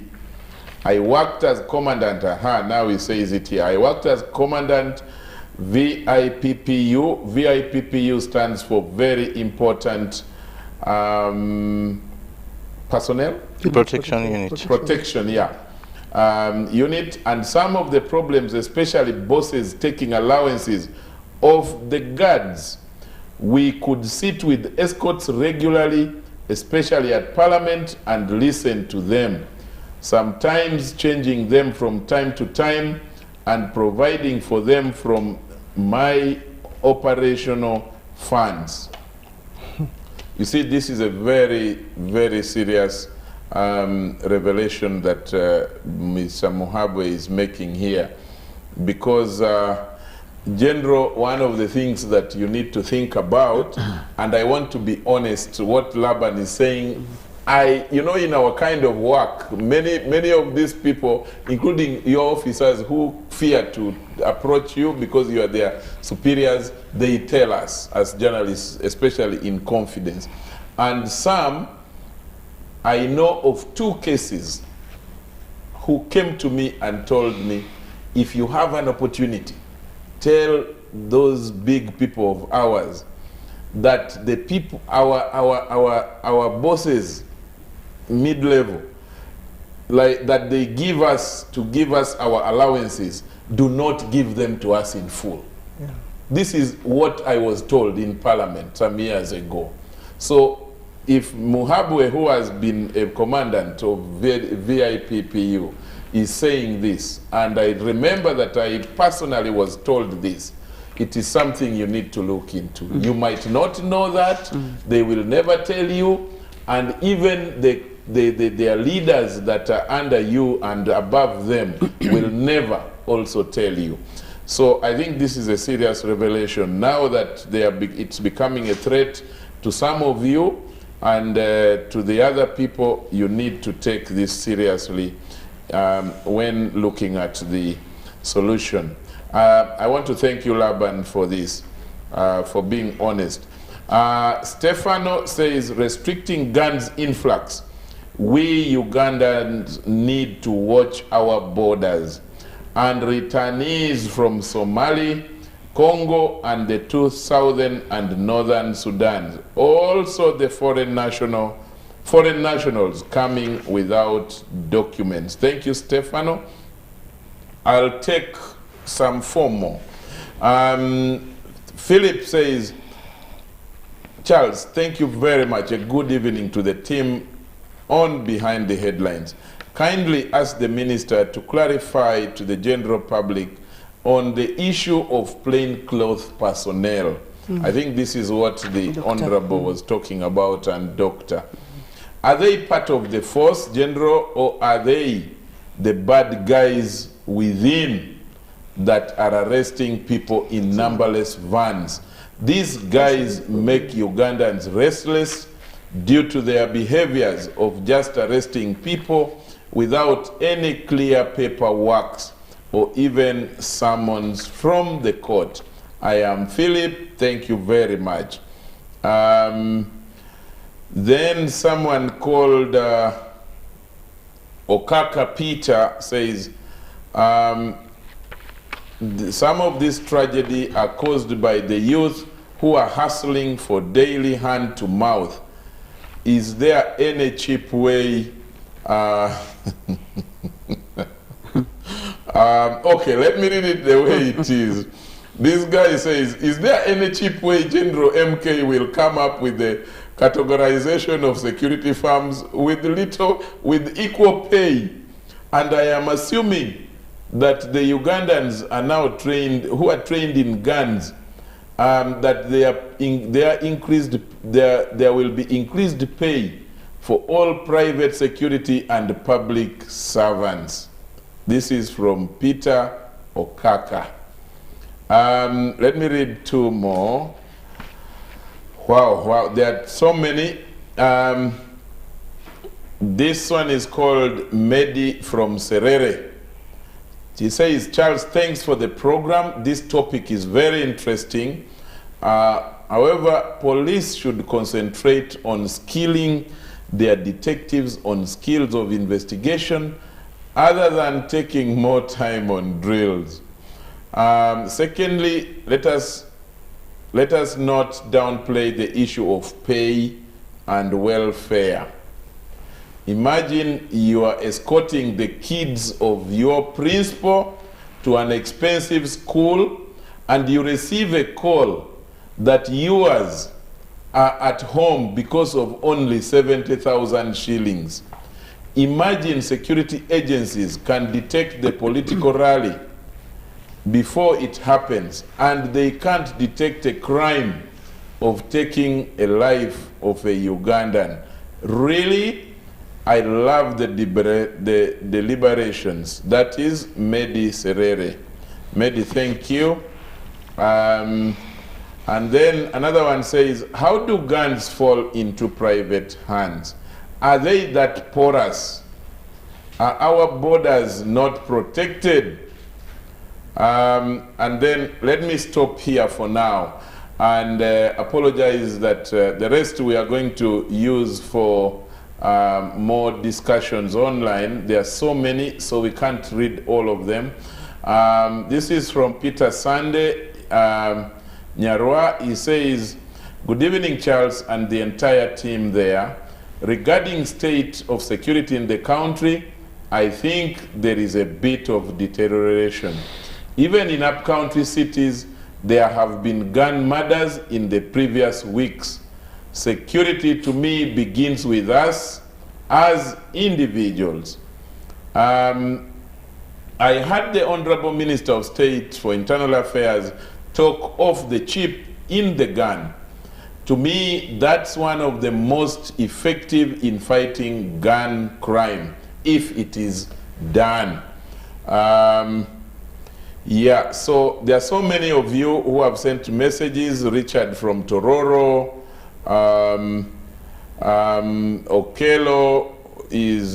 Okello doesn't tell where he's from, and then Ronald from Fort Poto, Yusuf from Isaac from Bugolobi. Isaac from Bugolobi says police is also corrupt.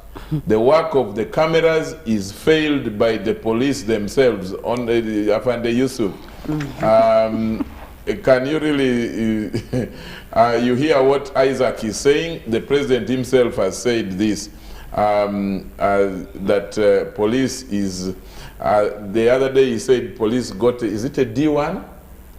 Distinction 1, when he was meeting you in Naguru, I think, that you got a distinction 1 in corruption. And he says, what measures are you putting in place to overcome the issue of some policemen conniving with the criminals on a daily? It is a racket where someone tries to arrest criminals helped by some cameras, of course using the very police, and it takes a few minutes. The criminals are out of cells without producing them to court. Even when you proceed following them, police will tell you it has been advised by the resident attorney to release the suspects with immediate effect. Imagine when there is evidence from the cameras. It is good that General is here as the minister in charge of the sector. The MP in charge of the sector is here, and the Director Police in charge of ICT is here as well. So we have enough authority to address some of these issues. Doctor, you wanted to to weigh in before I brought in the public, and then I will come round to give space for the General and Afande to respond to some of the questions raised. Thank you, Charles. I wanted just to say You know, some of the comments you have just read talk about the other part of security. So we may now our discussion is more on physical security, but as your title says, state of security in the country, security is broader, beyond the physical. Yeah. And if you look at Sabiti's issue of welfare, of course they are still investigating, but it has been said it is a smoke around there. And some of other people you have just read, they are talking about the welfare, the salary, the whatever. It's not only in the police, I mean in the army, it may be the teachers, the health. So you can be physically secure, but if you don't have enough food, you are insecure. If your children are not going to school, you are insecure. So we also need to mind about that kind of security,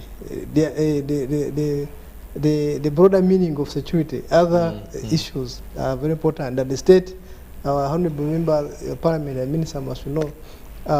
Yes, as the president talked about these people, the soldiers, not to mind about to pay, it can't be possible when you are in an economy where people are earning in millions, and for you, you should kind of, is it correct? Tighten the belt when others are opening, even if you are a disciplined of force, it doesn't work well. Unless we mind about it, yes, we need more systems that can help to answer the issues of welfare, health care of people, education issues, not only in the army, but in the entire country. True, true. Maybe this is something that I should ask Honorable on how you are going to address it with the forces. I know that the training of General and Sewanyana is really on discipline, and especially codes. You understand? Code, that this is the code of command. But if you look at the reality, as Doctor says it, and you know, there are certain things that we do in, you know, in life. It is for the good, but it has also another effect. For example, you recruit now educated soldiers and police.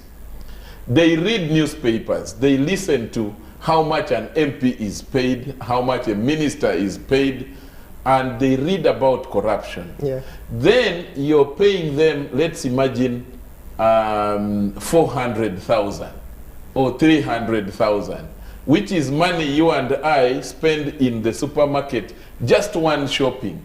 And then their children are chased from school. And you're telling them, like the president did today, that don't worry about salary. Do you really think that, Honorable, that the training we are giving these people is still updated? How do we resolve that, you know, that difference, that inequality eventually, to cause, you know, some bit of peace, you know, and remove the insecurity, as it were? Well, you know, the general said that these people come from the population. True. They're a replica of the true society. The mirror of the exactly who we all are. And therefore they equally operate in the same environment.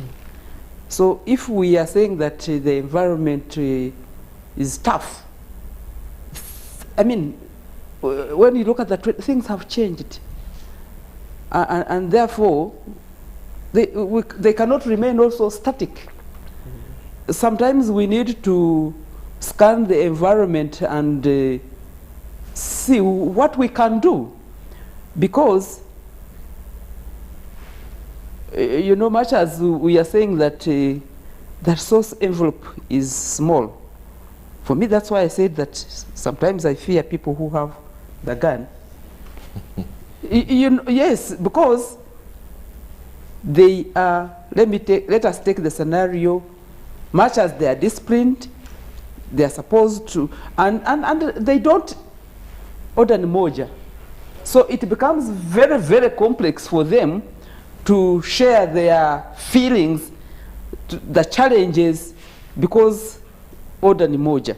However, their environment is so harsh that it affects them to the extent that if they were given maybe, I don't know how they do it, much as the general said that, you know, for them it is discipline, and therefore even that discipline requires that you don't even speak about the challenges that you have.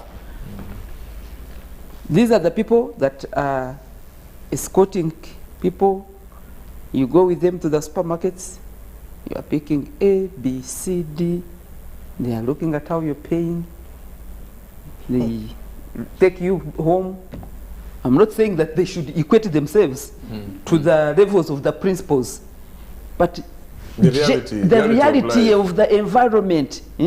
Their children are not going to school because we don't have those schools where they have free education. In fact, for me, our committee is advocating for free education of the armed forces children, because they are not hustling like the others.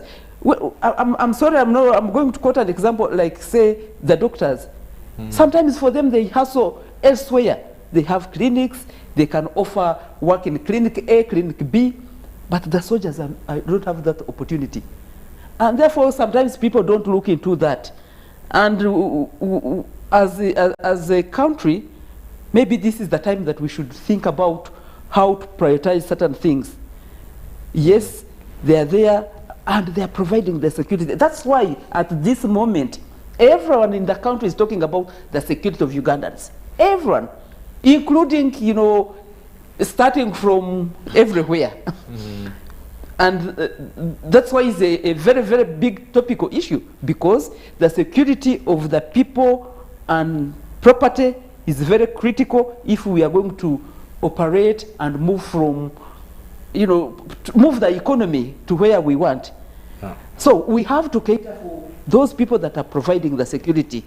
And for me, that should be, maybe this year we may not be operating very well, but this is something that we should be thinking through.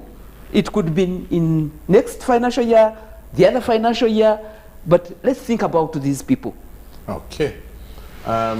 Yes. I want to respond to this issue of pay once more. I'm not saying benefits, good pay, welfare is not important. It is. But is it an excuse for taking life? No, it isn't. It isn't. And is it an end in itself? Of course not. When you have limited means and competing demands, what do you do first? It goes to priorities. We used to have an army called UA, Uganda Army. It had everything. But there was a great mismatch between what they were getting and their character. That means army. UNLA, Uganda National Liberation Army. Anything but liberation. UNLA, they used to call it in our local language. They used to say that Tevalia Maluma, Agatanyata, that's their name. For them, they don't eat food without meat. And he would send a soldier to the butcher, go and get me a leg and balance without giving him money. We had UNLA. So what do we do? What do we do? How do we manage this? And I think it's a question of, we have had instances, you find because of limited job opportunities, these kids who walk the streets for jobs, they go to the armed services not because they want to, but because they are job seekers. Their heart is not there sometimes. So it now remains to the institution to use training and the norms of the institution to make them conform. And it takes time. Sometimes when you are going to get officers in service, and then you say, I want this standard of education. Somebody, when he's enlisting, because he knows you want a rifleman, he will say, I'm S4. Then when you say, there's cadet training for officers, he say, I have a degree. I'm a graduate after all.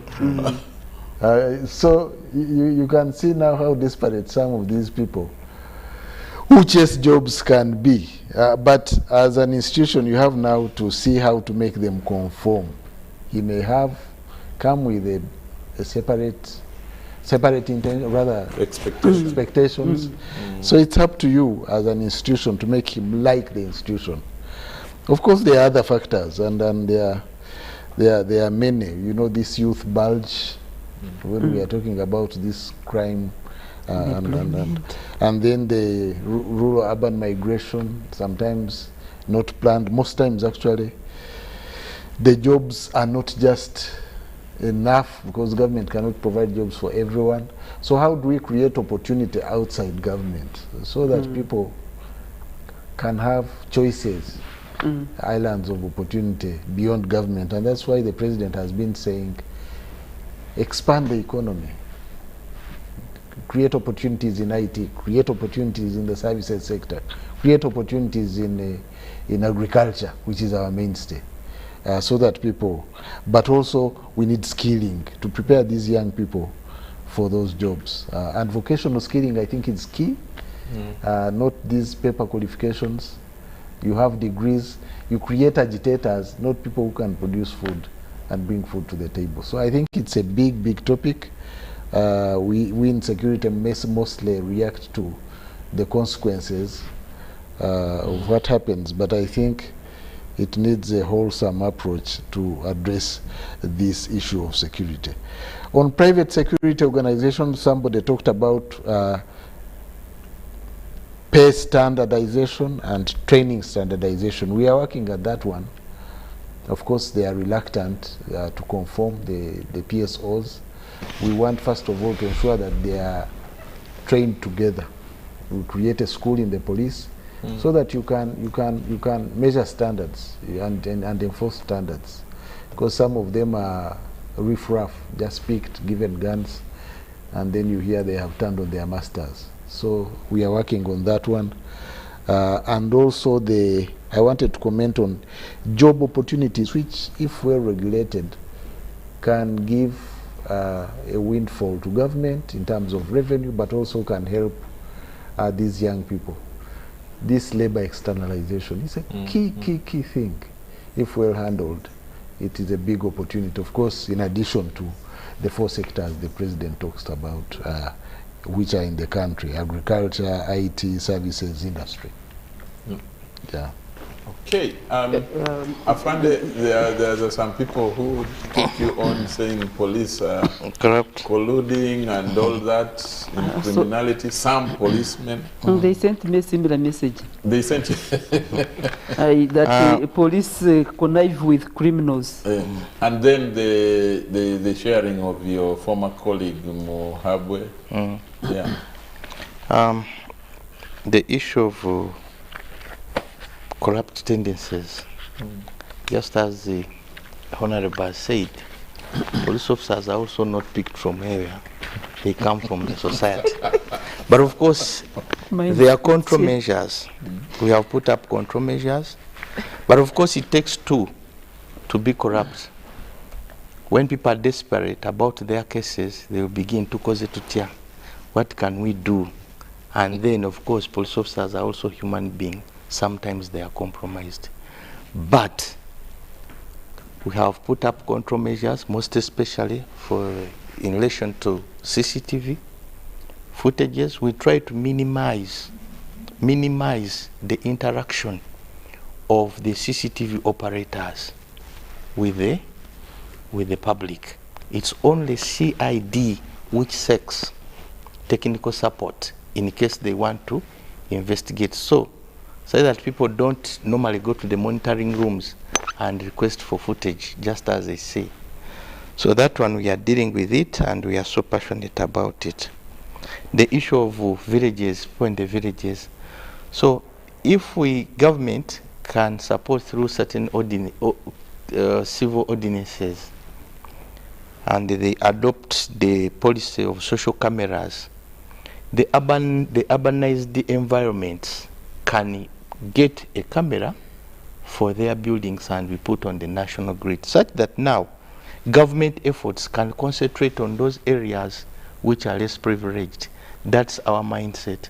For example, even within Kampala here, you may find that there could be no interest to take a camera in a swampy area, but yet those are areas where murders take place and other criminalities take place. So for us, government can now take a camera in such areas, and they can, you know, one camera can be equivalent to maybe a patrol vehicle, so that it is surveying the surrounding area. The other aspect which I didn't talk about was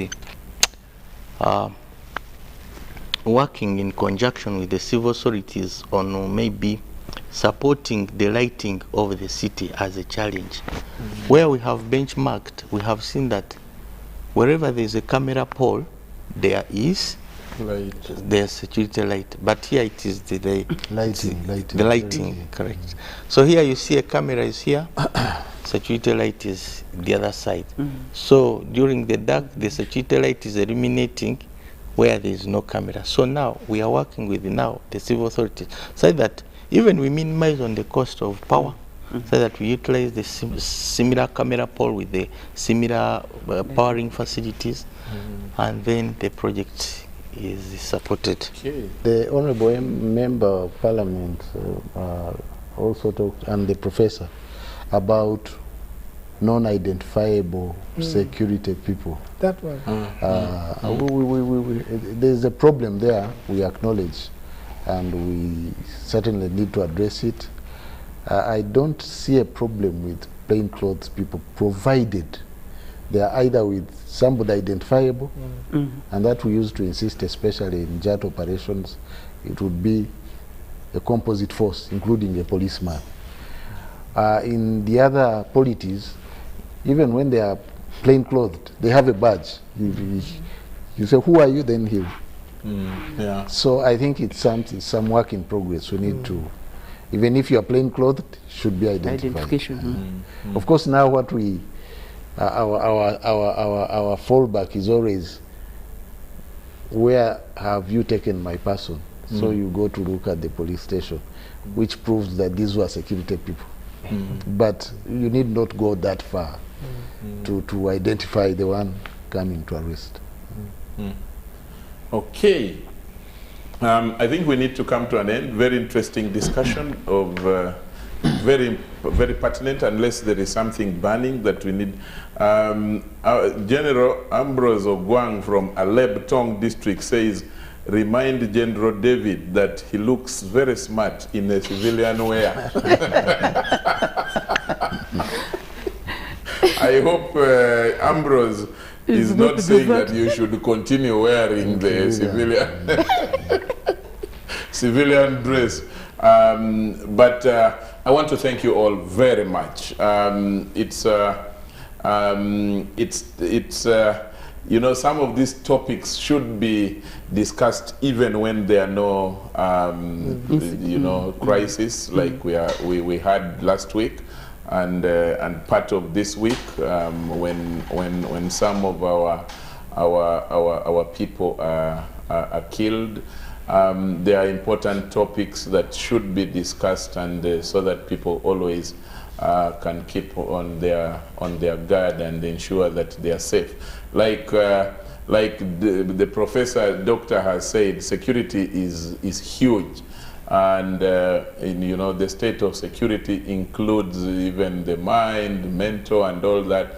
And we will be following what has happened, especially with the minister and his protector turning his gun against him. We will probably also go back to the discussion on what kind of mental health Ugandans have, and what are the telltale signs, you know, so that we can know and be aware of some of these things. Otherwise, I want to thank you all very much. Honorable Rosemary Nyakikongoro, thank you very much, Chairperson of the Defense and Internal Affairs Committee. Dr. Simwe from Kumba University, Afande Sewanyana from ICT Police Force, and General David Muhoozi, Minister of State for Internal Affairs. I want to thank you all so much, and to those who have lost their life, to those that we have lost, the Isma was buried on Sunday, I think. Our sympathy to the family, and Minister of State for Labor, Kano Okello, is going to be buried on Saturday in Oyam district. Again, our sympathies to the family, and may their soul rest in eternal peace. Greetings from here, and from the entire team of Behind the Headlines, we want to say good night, bye-bye, and take care. Thank you. Thank you.